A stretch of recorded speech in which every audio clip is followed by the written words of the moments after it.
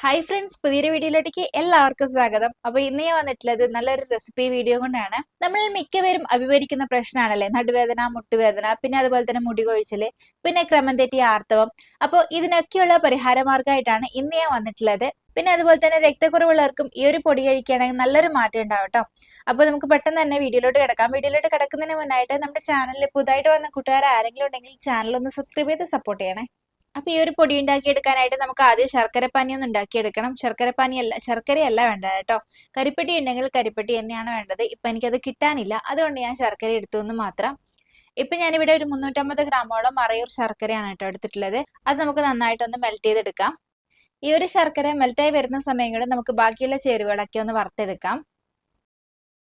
അപ്പൊ നമ്മുടെ ചേരുവകളൊക്കെ വറുത്തെടുക്കാനായിട്ട് ഞാൻ ഇരുമ്പ് ചട്ടി അടുപ്പിലോട്ട് വെച്ചിട്ടുണ്ട്. അതൊന്ന് ചൂടായി വരുമ്പോഴേക്കും നമുക്ക് അതിലോട്ട് 1/4 കപ്പോളം കപ്പലണ്ടി ഇട്ട് കൊടുക്കാം.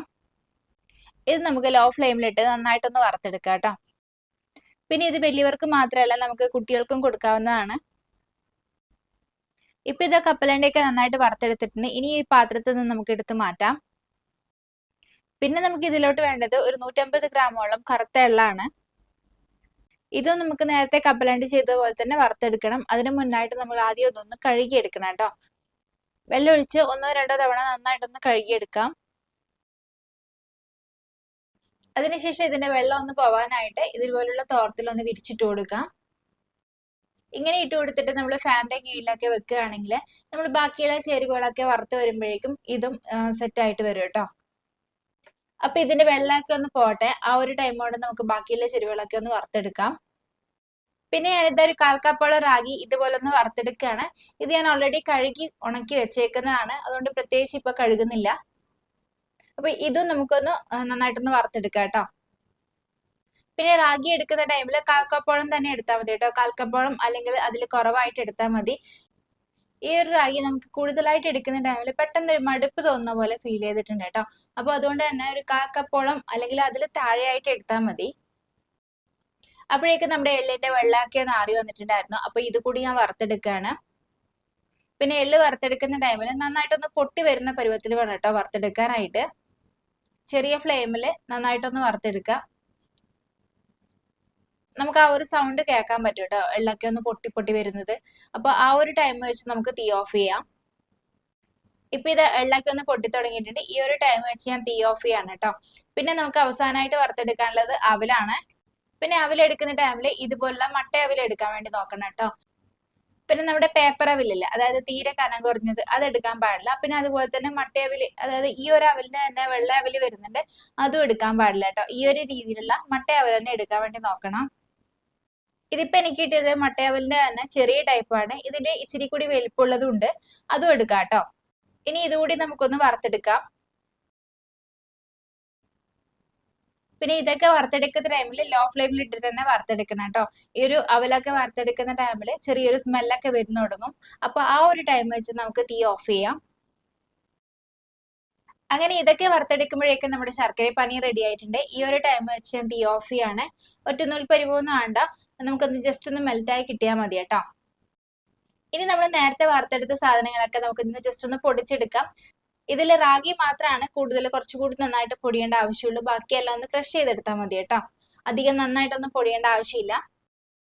ഇപ്പൊ ഞാൻ ഇത് റാഗി ഈ ഒരു രീതിക്കാണ് പൊടിച്ചത്. ഇതിൽ നന്നായിട്ട് പൊടിക്കണമെങ്കിൽ പൊടിക്കാം. പിന്നെ ഇതിൽ കുറച്ച് കടിക്കാനൊക്കെ കിട്ടുന്ന ടൈമിൽ നല്ല ടേസ്റ്റ് ആണ് കേട്ടോ. അപ്പൊ അതുകൊണ്ട് ഈ ഒരു രീതിയിൽ പൊടിച്ചെടുത്തു എന്ന് മാത്രം. പിന്നെ അതുപോലെ തന്നെ എള്ള് പൊടിച്ചെടുക്കുന്ന ടൈമിൽ ആ ഒരു എള്ളിന്റെ മേൽഭാഗത്തെ തൊലി ഉണ്ടല്ലോ, ആ ഒരു തൊലി ഒന്ന് ജസ്റ്റ് ഒന്ന് പോയി കിട്ടിയാൽ മാത്രം മതി. ഈ ഒരു രീതിക്ക് മാത്രമേ എള്ള് പൊടിച്ചെടുക്കാൻ പാടുള്ളൂ കേട്ടോ. നമ്മുടെ മിക്സിയിൽ പൾസ് മോഡിൽ ഇട്ടിട്ട് ജസ്റ്റ് ഒന്ന് പൾസ് ചെയ്തെടുത്താൽ മാത്രം മതി കേട്ടോ. അധികം ഇട്ടിട്ട് നമ്മൾ മിക്സിയിലിട്ട് കറക്കി എടുക്കുന്ന ടൈമിൽ അതിൽ നിന്ന് എണ്ണ ഇറങ്ങി തുടങ്ങും. അതുകൊണ്ട് എന്താ ഈ ഒരു രീതിക്ക് ഒന്ന് പൊടിച്ചെടുത്താൽ മതി. കണ്ടില്ലേ? ഇനിയിപ്പോ ഈ ഒരു സാധനങ്ങളൊക്കെ നിങ്ങൾക്ക് പൊടിച്ചെടുക്കാതെയാണ് ഇഷ്ടമാണെന്നുണ്ടെങ്കിൽ ആ ഒരു രീതിക്ക് നമുക്ക് ഉണ്ടാക്കാവുന്നതാണ്. അവര് ഞാനിതാ ഈ ഒരു രീതിയിൽ ചെറുതായിട്ടൊന്ന് ക്രഷ് ചെയ്തെടുക്കുകയാണ് ചെയ്തിട്ടുള്ളത്. ഇനി ഇതൊരു പാൻ അടുപ്പിലോട്ട് വെച്ചിട്ടുണ്ട്. അതിലോട്ട് 4 ടേബിൾ സ്പൂണോളം നെയ്യ് ഒഴിച്ചു കൊടുക്കുകയാണ്. ഈ ഒരു നെയ്യൊന്ന് ചൂടായി വരുമ്പോൾ അതിലോട്ടേക്ക് നമുക്ക് നേരത്തെ വറുത്തെടുത്ത കടല ഉണ്ടല്ലോ, ആ ഒരു കടല ചേർത്ത് കൊടുക്കാം. അതിന്റെ തോലൊക്കെ ഞാൻ കളഞ്ഞിട്ടുണ്ടായിരുന്നു കേട്ടോ. ഈ ഒരു കടലയും ഞാൻ മിക്സിയിലിട്ടിട്ട് ജസ്റ്റ് ഒന്ന് ക്രഷ് ചെയ്തെടുത്തിട്ടുണ്ടായിരുന്നു. ഇത് ഒത്തിരി അങ്ങോട്ടിട്ട് മൂപ്പിക്കണ്ട കേട്ടോ, ജസ്റ്റ് ആ ഒരു നെയ്യിലിട്ടിട്ട് ഒന്ന് വാട്ടിയെടുത്താൽ മതി. ഇനി ഇതിലോട്ടേക്ക് ഞാൻ ശർക്കരപ്പാനി ഒന്ന് അരിച്ചൊഴിച്ചു കൊടുക്കുകയാണ് കേട്ടോ. നിങ്ങൾ എപ്പോഴും ഉപയോഗിക്കുന്ന ശർക്കരയാണ്, കല്ലുമണ്ണൊന്നും ഇല്ലാന്ന് ഉറപ്പുണ്ടെങ്കിൽ ഡയറക്റ്റ് ആയിട്ട് ഒഴിച്ചു കൊടുക്കാം. ഇല്ലാന്നുണ്ടെങ്കിൽ ഇതുപോലെ അരിച്ചിട്ട് തന്നെ ഒഴിച്ചു കൊടുക്കണം. ഇനി ഇതിലോട്ടേക്ക് നമുക്ക് എള്ള് ചേർത്ത് കൊടുക്കാം. ഇനി ഇതൊന്ന് നന്നായിട്ടൊന്ന് മിക്സ് ചെയ്തെടുക്കാം കേട്ടോ.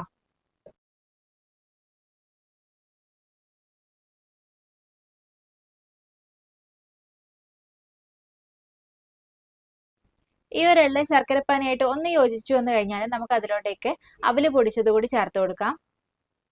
ഇനി ഇത് നന്നായിട്ടൊന്ന് ഇളക്കി കൊടുക്കാം.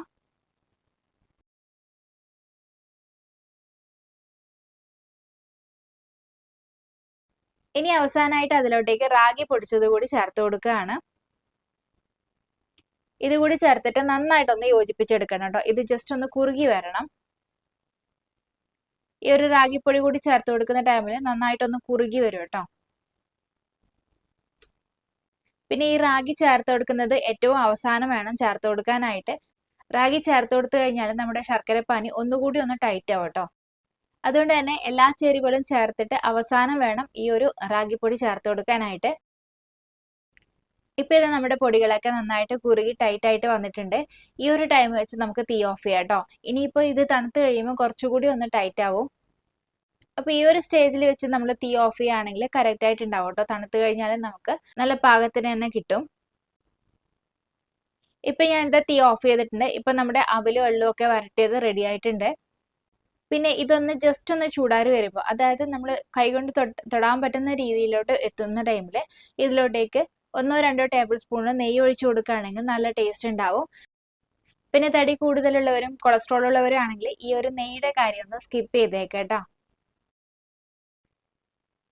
പിന്നെ ഈ ഒരു എള്ളും അവലും വരട്ടിയത് നമുക്ക് ഫ്രിഡ്ജിലാണെങ്കിൽ ഒരു 6 മാസത്തോളമൊക്കെ കേടുകൂടാതെ സൂക്ഷിക്കാനായിട്ട് പറ്റും.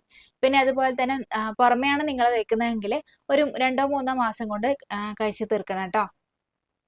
അത്ര പെട്ടെന്നൊന്നും ഇത് കേടായി പോവില്ല കേട്ടോ. നമ്മൾ ഇതിലോട്ട് അങ്ങനെ കേടാവുന്ന കാര്യങ്ങളൊന്നും ചേർത്തിട്ടില്ല. ഇൻ കേസ് നിങ്ങൾ ഇതിലോട്ട് തേങ്ങയൊക്കെ ചേർക്കുന്നതാണെങ്കിൽ അത്ര നാൾ ഇരിക്കില്ല.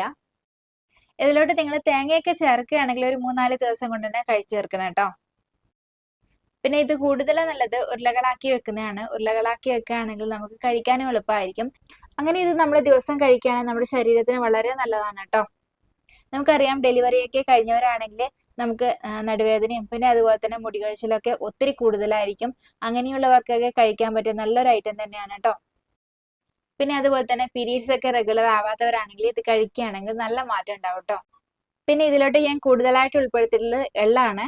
നമുക്കറിയാം, എള്ളില് കാൽഷ്യം, മഗ്നീഷ്യം, അയൺ ഒക്കെ അടങ്ങിയിട്ടുണ്ട്. അതുകൊണ്ട് തന്നെ രക്തക്കുറവുള്ളവരും പിന്നെ നടുവേദനയുള്ളവരൊക്കെ ആണെങ്കിൽ ഇത് കഴിക്കുകയാണെങ്കിൽ വളരെ നല്ലതാണ് കേട്ടോ. നമ്മുടെ എല്ലിന്റെ ബലത്തിനൊക്കെ വളരെ നല്ലതാണ്. പിന്നെ ഇത് ഉണ്ടാക്കാനും എളുപ്പമാണ്. അപ്പൊ എല്ലാവരും ഒന്ന് ട്രൈ ചെയ്ത് നോക്കാം കേട്ടോ. അപ്പൊ ഇന്നത്തെ നമ്മുടെ വീഡിയോ ഇത്രയേ ഉള്ളൂ. വീഡിയോ എല്ലാവർക്കും യൂസ്ഫുൾ ആണെന്ന് കരുതുന്നു. വീഡിയോ യൂസ്ഫുൾ ആണെന്ന് തോന്നിയിട്ടുണ്ടെങ്കിൽ നിങ്ങളുടെ ഫാമിലീസിനും ഫ്രണ്ട്സിനും ഒക്കെ ഒന്ന് ഷെയർ ചെയ്തെടുക്കുകയും വേണം കേട്ടോ. പിന്നെ അതുപോലെ തന്നെ ഈ ഒരു ചാനൽ ഞാനിടുന്ന വീഡിയോസ് ഒക്കെ നിങ്ങൾക്ക് ഇഷ്ടപ്പെടുകയാണെങ്കിൽ ചാനൽ ഒന്ന് സബ്സ്ക്രൈബ് ചെയ്ത് സപ്പോർട്ട് ചെയ്തേക്കണം കേട്ടോ. പിന്നെ നമ്മുടെ വീഡിയോസ് കാണുന്നവർ മിക്കവരും സബ്സ്ക്രൈബ് ചെയ്യാതെയാണ് കേട്ടോ കാണുന്നത്. അപ്പോൾ നമ്മുടെ വീഡിയോസ് ഒക്കെ നിങ്ങൾക്ക് ഇഷ്ടപ്പെടുകയാണെങ്കിൽ പ്ലീസ് ഒന്ന് സബ്സ്ക്രൈബും ചെയ്തേക്കണം കേട്ടോ. അപ്പൊ പുതിയ വീഡിയോ ആയിട്ട് വീണ്ടും കാണാം. Till then take care, by.